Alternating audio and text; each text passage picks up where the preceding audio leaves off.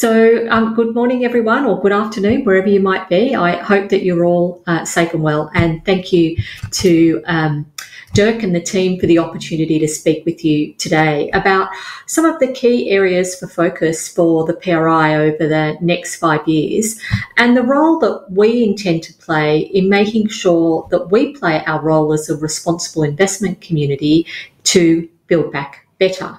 I'm going to really give the big picture, I suppose, a big picture view before you dive into all of the details over the course of the conference, which I've got to say looks fantastic. So just for some context, when the PRI was launched in 2006, it was out of the UN system, and it was with a very small but committed group of around 50 asset owners aiming to bring sustainability to capital markets. Now, progress in those early years was really painstakingly slow, but it was incredibly important. However, over the last decade, but particularly in the past 3 to 5 years, we've really seen a shift with a significant acceleration in the uptake of ESG investing and both a mainstreaming and a maturing of responsible investment philosophies and practices. While there's still clearly much more to be done, today for the first time globally, we're beginning to be able to widen our focus and our thinking on sustainability. The sector is really maturing and we're entering what I call responsible investment 2.0, or some might call 3.0, where investors in the mainstream are starting to shift their thinking from a pure risk and return standpoint. What do ESG risks mean to my portfolio?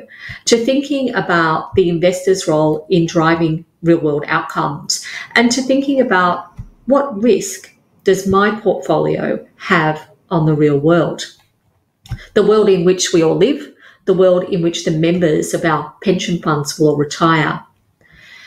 I realise this change in thinking is more advanced in some countries, particularly in the Netherlands, but if we're going to bring about change, it has to be on a global scale, because obviously it spills over into the corporate world as investors integrate sustainability into their investment processes and companies that they invest in. So responsible investment then leads to responsible business, business with purpose, business that takes a more stakeholder-focused approach and understands that their sole purpose is not to maximise profits for shareholders in a way that does harm to people and planet. And it's clear that those who don't make this change, who don't embed sustainability in their strategies, will be left behind. And undoubtedly, this trend was already underway. However, the COVID-19 crisis has accelerated this progress in a significant way. The world has really woken up and is finally beginning to understand the importance of sustainability, the interconnectedness of issues, that the foundation of any healthy economy must have healthy people and a healthy planet at its core. And markets are responding to this understanding. According to Morningstar, in the first half of this year, net inflows into ESG funds in the US reached $21 billion, nearly the total amount for the entirety of last year. BlackRock data shows that their indices outperformed their non-sustainable counterparts from the 1st of January through to the 30th of April this year. And there's countless other pieces of research. The pandemic has served for many as the first real proof point on sustainability, that it's not about giving up returns for social good. And now in the face of the crisis, the facts are proving the resilience of sustainable investment. So early in the crisis, I kept hearing from many people that they feared that ESG issues would fall to the wayside as investors, corporate struggled to stay afloat, focusing their efforts on dealing with the immediate concerns and crisis management. However, we've seen that investors and corporates can, of course, walk and chew gum at the same time. And at the PRI, we've really never seen our signatories more engaged in ESG issues. And we're witnessing record levels of take-up of sustainability strategies. So perhaps if there's one silver lining in all of this tragedy, it is the significant boost it's given sustainability and the opportunity that it has provided us to leverage the crisis to build back better. And for the PRI, we really do plan to play our part in doing just that. And I want to touch on some of the key components of our focus over the course of the next 3 to 5 years, and how we move from thinking about risk and return to adding that third dimension of outcomes that I just referenced. Now, the first two areas of our focus tie in very closely together. So namely, driving real world outcomes, which are in line with the need to achieve the Sustainable Development Goals. So as we look to the recovery from COVID-19 and the drive to build back better, to me, the SDGs have never been more important. I really like to think of the Sustainable Development Goals as the world's business plan, the North Star. So to address the recovery, from my view, we don't need to create new plans. We need to implement and fund the one that we already have. Investor engagement will assist us in addressing the urgent issues that have been highlighted by COVID-19. Inequality, labour rights, environmental issues, health and social inclusion. Now, I was really very fortunate to be at the UN in New York for the launch of the Sustainable Development Goals, back when we had the luxury for travel, of course. But nearly 5 years on, our time is running out to actually achieve them. And the UN Secretary General recently said, when it came to the Sustainable Development Goals, that overall we're seriously off track. That hunger is rising, half the world's people lack basic education and essential healthcare, women face discrimination and disadvantage everywhere. And one of the reasons for the faltering progress, he said, is the lack of financing. UNCTAD estimates that the funding required to meet the Sustainable Development Goals is between 5 and 7 trillion per year, and that's from the private sector alone. Governments, of course, cannot fund the SDGs themselves, nor the COVID-19 response. And it's against that backdrop of urgency, I think that there comes a real opportunity. With tens of trillions of dollars in stimulus packages being rolled out, now is the time to accelerate that progress against the SDGs. And investors have a key role to play. At the top of the investment chain, asset owners in particular hold tremendous power and can have a substantial impact in their investment and their ownership decisions, including in the appointment and monitoring of their managers. Many investors think about ESG risk and how those risks impact their portfolio. But as I said earlier, some are now starting to think about the impact of their portfolio on the real world. They're adding in a third dimension: risk, return, impact. And at the PRI, we believe investors' leverage really enables them to shape outcomes in the real world, both in terms of increasing positive outcomes and decreasing negative ones. So we've recently launched a high-level framework for investors looking to shape real-world outcomes in line with the SDGs. And the framework highlights how investors can work individually and collectively to increase positive outcomes and decrease negative ones. The framework takes you through identifying outcomes, setting policies and targets, and shaping outcomes at both the individual and the collective level. And our signatories have responded really favourably to this framework, signalling increased appetite across the investment chain to invest with SDG outcomes in mind. We're also working with the law firm Freshfields on a new step in our fiduciary duty work, which focuses on the law and how it either enables or detracts from being able to prioritise sustainability outcomes as an asset owner of a pension fund, as an asset manager of a mainstream investment firm. So how do we maximise those positive investment outcomes from a sustainability point of view and minimise the negative outcomes? If we think about 5 years ago, we didn't have the Paris Agreement or the SDGs. And therefore, in some cases, the law needs to keep up.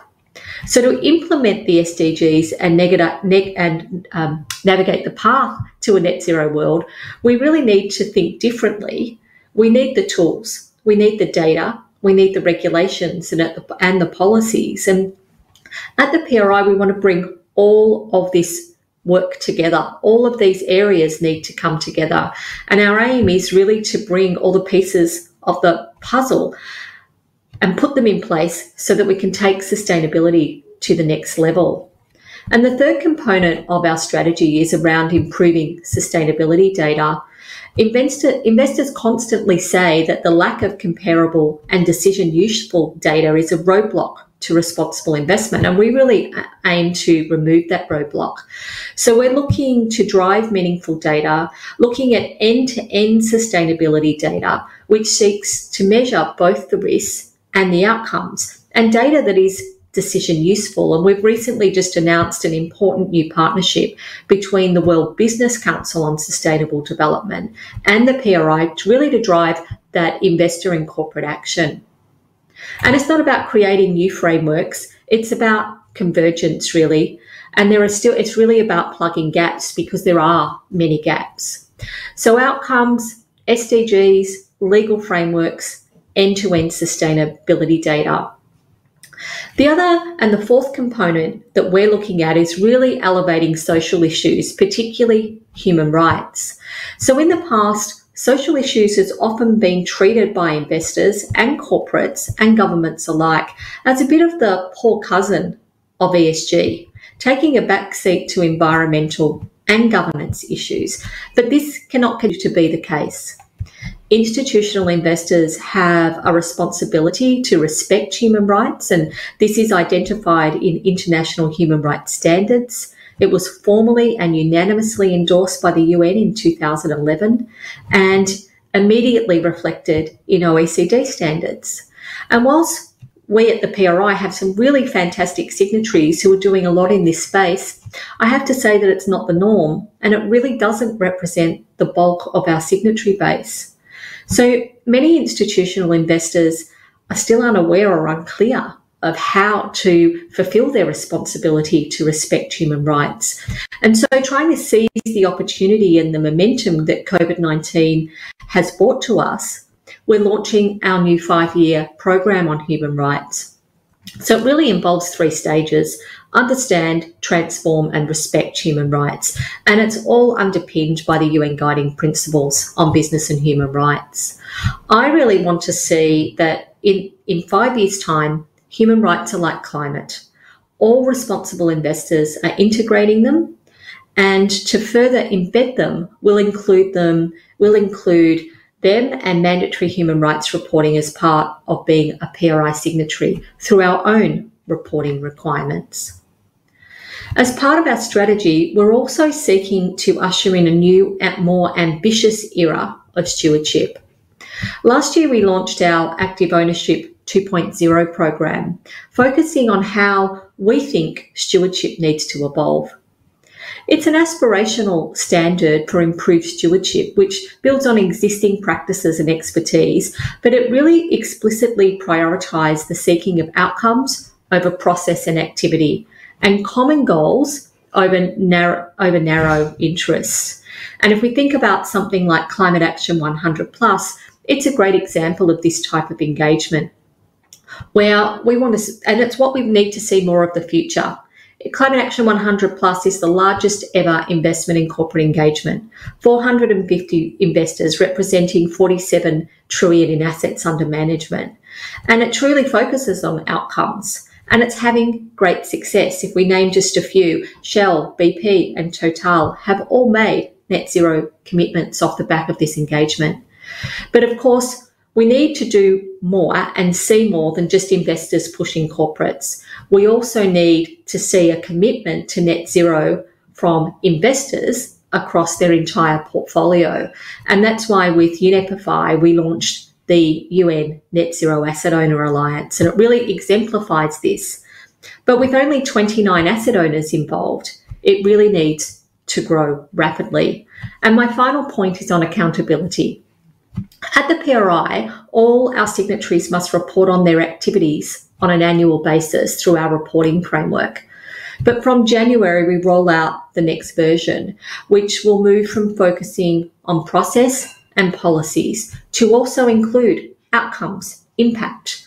We're also increasing the difficulty involved in achieving the highest grade. So in addition, we are going to increase the minimum standards to become a signatory.